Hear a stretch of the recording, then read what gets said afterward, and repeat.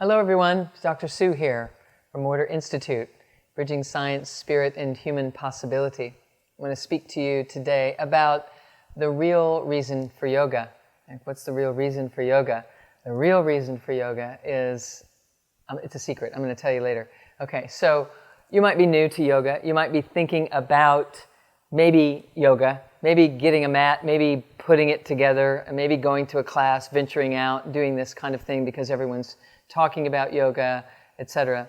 Yoga is the bringing back together of mind and body and breath. When we pull our mind back onto our body and start breathing and moving the body at the same time, we start to create a more powerful sense of self. Our system starts to operate with all of its faculties together at the same time, and that merging or that yolking together of those faculties, those aspects of who we are, renders us more powerful, more equipped, more ready, more engaging in this life. Obviously, we get more flexible and we feel better and we have that rush of energy that you see glowing off of people when they come out of a yoga class, and all of those things that are amazing. We know there are benefits medically to the increase of circulation, the twisting and stretching of the organ system inside the core of the body, the elongation of the musculature, the opening up of the joint systems and the breathing. We know that all of this is tremendously beneficial on a standard physical examination level. We know that the results of people who have been taking yoga classes and reducing their stress in their lives, their stress medications that are required, their ability to sleep better, their ability to still their mind and slow down in life is greatly enhanced. The statistics are profound in what is happening with yoga in the Western world that is starting to engage in this activity more than ever. And yet there is another reason for yoga that has actually been lost along the way, something that returned to my own consciousness after a great awakening that occurred in my life, and years of practicing embodiment practices to come back into my body with this great awakening that happened so that I could infuse that into my daily life and have a life experience that was reflective of this tremendous opening that happened in my consciousness. And so one of the ways that began to pick up momentum and, in a quantum sense, an exponential expression of my own embodiment happened when I began yoga afterward. And so I recognized the deep, strong value of what yoga did for me to get me in my body instead of living in my head, which I had been doing in my life. Then I had this big opening, and trying to bring that opening into the body was not as easy as it could be if I wasn't aware that anchoring the consciousness in the core of the body was absolutely essential. So after living in my head and having this big experience, exponentially opening my consciousness, and then me trying to come back into my body, it was difficult because I hadn't had the experience of living in my body previously. I'd been living a life in my head and always trying to be a good person and do the right thing and perform my way into acceptance and value in the world, to be a good citizen, to be a good doctor, to be a good, sister or daughter or partner in life or good friend, etc. All of which is a lot of trying and didn't allow me to drop into a felt sense of self regardless of my external environment and all the people and places and circumstances that are in it.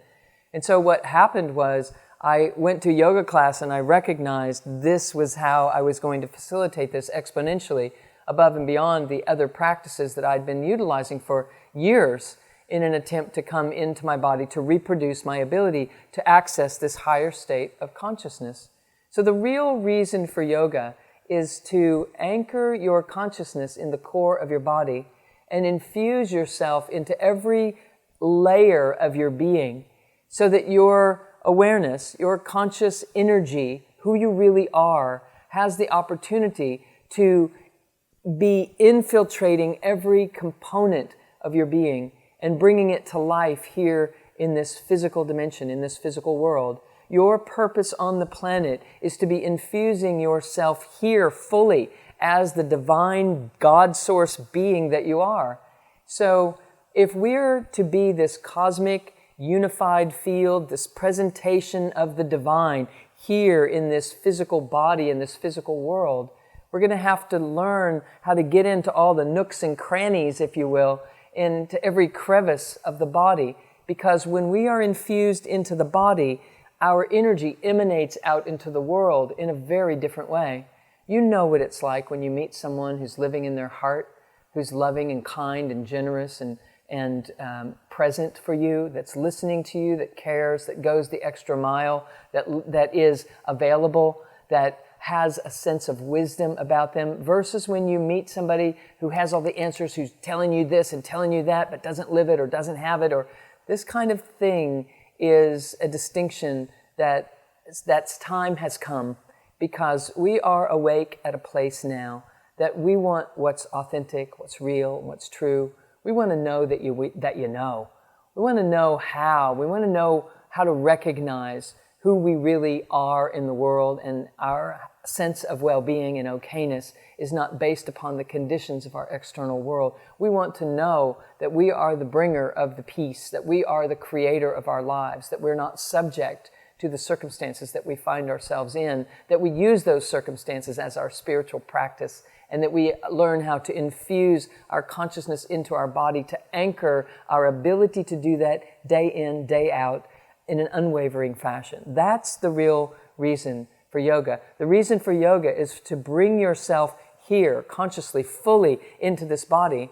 So, for instance, let me just show you that we think that this physical body in the center of this big sphere is who we are, but actually we are this big sphere of energy that has created a body. And so we have this subtle, invisible anatomy that is predominant over our physical, visible anatomy. And so every time you go to a yoga class, if you're just starting this, my first suggestion for you would be to find the energetic space. Just imagine a place underneath your feet, 2 feet underneath your feet, and imagine a space above you, 2 feet above your head, and start breathing a line of connection between the two. Because when you do that, even though your yoga instructor, unless they're trained in BodyAwake Yoga that I'm teaching, is likely not to be teaching you about central channel breathing, which enhances this energy field and allows you to start to heal distortions and lack of integration in your own system, which will help you have more vital energy. It will help you think more clearly, more lovingly, more holistically. It will have you approaching life's circumstances from a place of solution and collaboration rather than a problem to solve or something that's bigger than you, that's going to take you out or take you down. So we're meant to awaken to our greatness. And as you begin to say yes to yoga and find yourself curious about going to a yoga studio or learning about these things, please know that you are an invisible energy being that's learning how to infuse itself throughout this body so that you can come out into this life as the empowered individual that you are meant to be.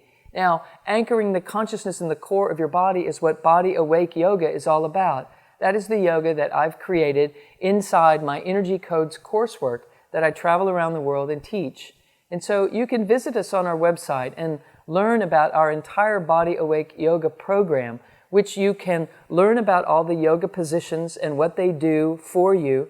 We have retreats that you can attend to learn every single position and what's happening in the brain and in the systems, in the respiratory and the immune system and in your digestive system and in your hormonal system and your endocrine system. All of these things all day long for 5 days in a row. You can learn about that. You can take modules and learn how to become a yoga instructor in the BodyAwake techniques. If you're already a yoga instructor, you can get continuing education through our BodyAwake Yoga School. We have products and support materials on the website that will allow you to learn at home a variety of these things that I'm speaking about, or you can come to our live events. It's here for you to learn. It's a tremendous tool that I'm very passionate about and looking forward to developing it more and more in this next year to come. So visit us at drsuemorter.com and look up under the coursework and in the store about the available programs that are here to teach you how to anchor your consciousness in the core of your being, breathing in your belly constantly, but knowing and infusing this invisible being into the visible physical being so that you're starting to operate more as the truth of who you are in this life, on and off the yoga mat. So be courageous and do step onto the yoga mat, and I'm here to help serve you getting the most out of that time absolutely possible. Blessings to you all. Namaste.